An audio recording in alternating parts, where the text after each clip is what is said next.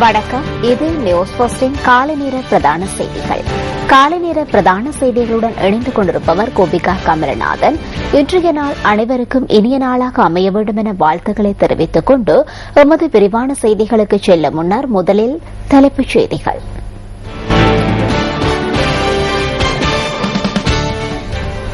பிரதமர் நீதியரசர் மீதான குற்ற பிரேரணையை விசாரிக்கும் பாராளுமன்ற விசேட தெரிவுக்குழு இன்று மீண்டும் கூட உள்ளது. மாத்தளை வைத்தியசாலை வளாகத்தில் கண்டுபிடிக்கப்பட்ட மனித புதைகுழியிலிருந்து இதுவரை 24 மண்டையோடுகள் மீட்கப்பட்டுள்ளன.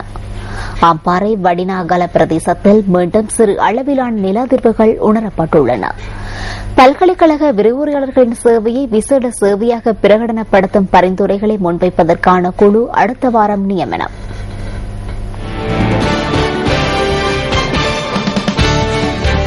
முதலில் உள்நாட்டுச் செய்திகள். பிரதமர் நீதியரசர் மீதான குற்ற பிரேரணையை விசாரிக்கும் பாராளுமன்ற விசேட தெரிவுக்குழு இன்று மீண்டும் கூட உள்ளது. பிரதமர் நீதியரசர் கலாநிதி ஷிராணி பண்டாரநாயக்க இன்று முற்பகல் பாராளுமன்ற விசேட தெரிவுக்குழு முன் ஆஜராக உள்ளதாக பிரதேச சபாநாயகர் சந்திம வீரகொடி தெரிவித்துள்ளார். இதன்போது குற்ற பிரேரணையில் உள்ளடக்கப்பட்ட விடயங்கள் தொடர்பில் விசாரணை ஆரம்பிக்கப்பட உள்ளதாகவும் பிரதி சபாநாயகர் மேலும் கூறியுள்ளார்.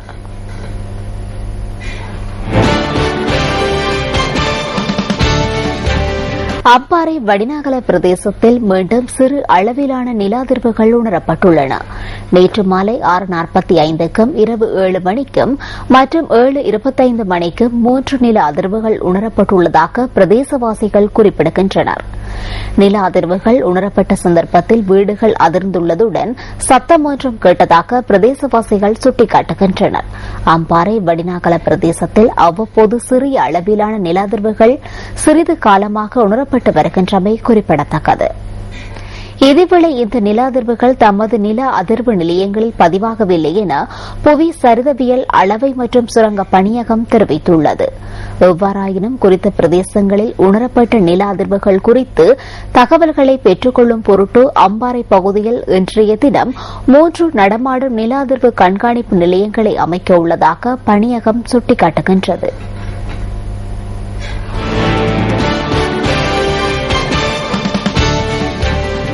மாத்தளை வைத்தியசாலை வளாகத்தில் கண்டுபிடிக்கப்பட்ட மனித புதைகுழியிலிருந்து இதுவரை 24 மண்டையோடுகள் மீட்கப்பட்டுள்ளன. கடந்த மாதம் 23ஆம் தேதி மாத்தளை வைத்தியசாலையில் புதிய கட்டடம் ஒன்றை அமைப்பதற்காக நிலம் தயார்படுத்தப்பட்ட போது எச்சங்கள் சில கண்டுபிடிக்கப்பட்டுள்ளன. இந்த எச்சங்கள் மனிதர்களுடையது என மாத்தளை வைத்தியசாலையின் வைத்திய அதிகாரியும் சட்ட வைத்திய அதிகாரியும் உறுதிப்படுத்தியதை அடுத்து அது தொடர்பாக மாத்தளை போலீஸ் நிலையத்தில் முறையிடப்பட்டது. நீதிமன்றத்தின் அனுமதியுடன் குறித்த பகுதியில் அகழ்வு நடவடிக்கை ஆரம்பிக்கப்பட்டது. இதுவரை 24 மண்டையோடுகளும் எலும்புகளும் கண்டுபிடிக்கப்பட்டதாக போலீஸ் ஊடகப் பிரிவு தெரிவித்துள்ளது. இது தொடர்பான மேலதிக விசாரணைகளை மாத்தளை போலீசார் மேற்கொண்டு வருகின்றனர்.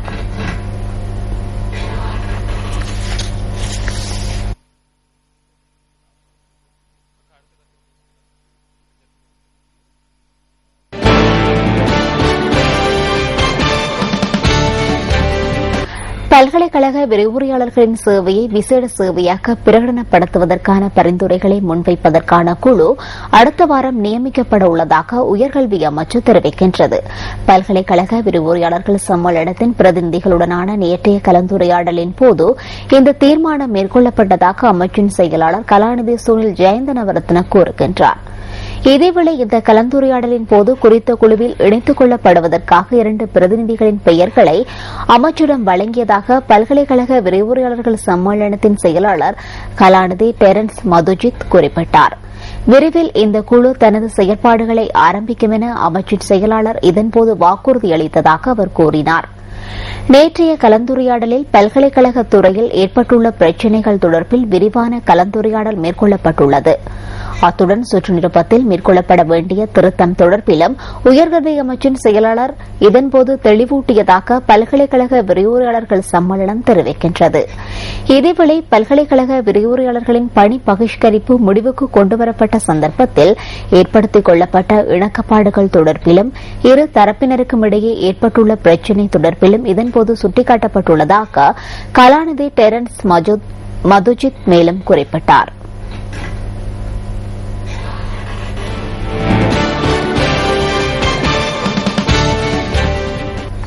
டெங்கு காய்ச்சலை கட்டுப்படுத்துவது தொடர்பாக வைத்திய அதிகாரிகளுக்கு சர்வதேச நிபுணத்துவ பயிற்சியை வழங்க சுகாதார அமைச்சு தீர்மானித்துள்ளது.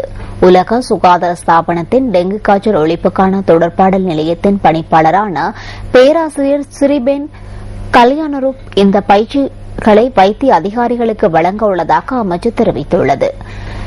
இதற்காக பேராசிரியர் சிறிபென் கல்யாணரூப் நேற்று நாட்டை வந்தடைந்துள்ளார். அவர் இலங்கையின் சிரேஷ்ட நிபுணத்துவ வைத்திய அதிகாரிகளுக்கு டெங்கு காய்ச்சலை கட்டுப்படுத்துவது தொடர்பாக விளக்கமளிக்க உள்ளதாக அறிவிக்கப்பட்டுள்ளது.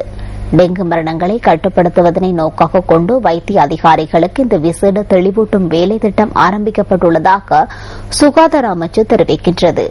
இந்த வருடத்தில் இதுவரையான காலப்பகுதியில் 50,000-த்திற்கும் மேற்பட்டவர்கள் டெங்கு காய்ச்சலினால் பீடிக்கப்பட்டுள்ளனர்.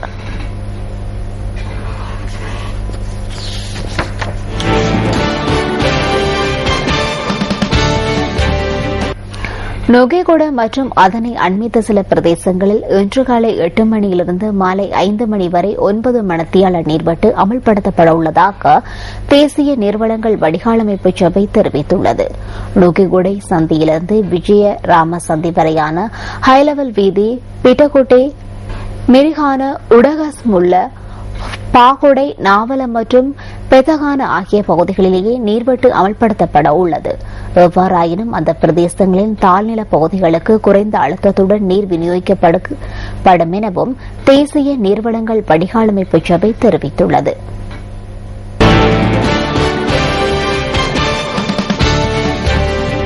இலங்கை மத்திய வங்கி வெளியிட்டுள்ள நாணய மாற்று வீதங்கள் தொடர்பான பார்வை அடுத்து.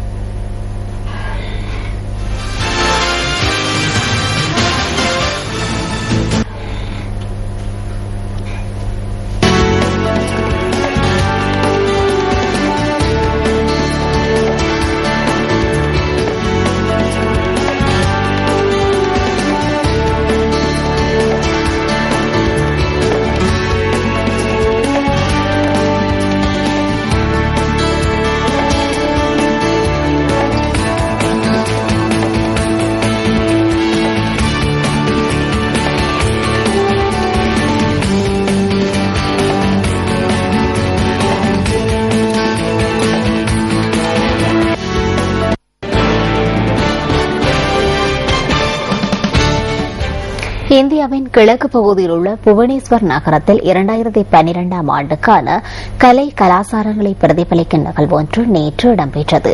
இந்தியா மற்றும் ஜப்பான் ஆகிய இரு நாடுகளும் கொண்டுள்ள 60 வருட ராஜதந்திர உறவுகளை பூர்த்தி செய்யும் வகையில் இந்த நிகழ்வு ஏற்பாடு செய்யப்பட்டிருந்தது.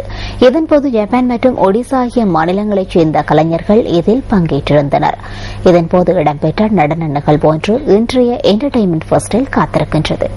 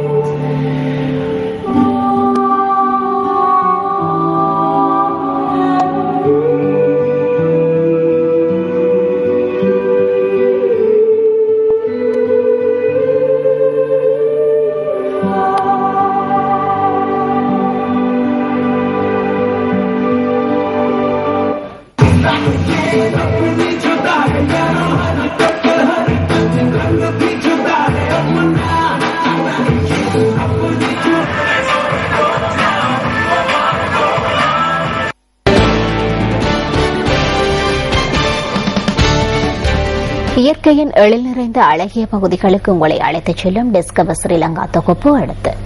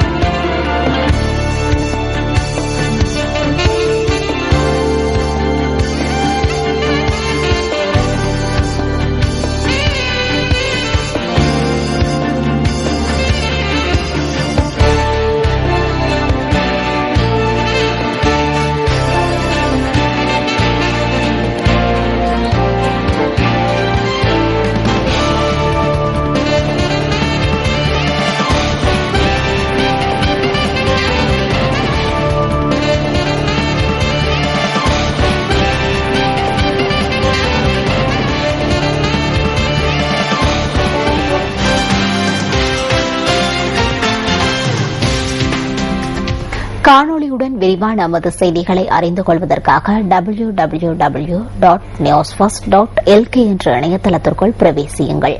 அத்துடன் நியூஸ் ஃபர்ஸ்ட் இணையதளம் மற்றும் பேஸ்புக் ஊடாகவும் உங்கள் கருத்துக்கள் மற்றும் யோசனைகளை எமக்கு தெரிவிக்க முடியும். www.newsfirst.lk என்ற நமது இணையதளத்திற்குள் பிரவேசியுங்கள். இத்துடன் எமது காலை நேர பிரதான செய்திகள் நிறைவு பெறுகின்றன. மீண்டும் சந்திப்போம் எமது மடத்தியாளர் செய்திகளோடு. வணக்கம்.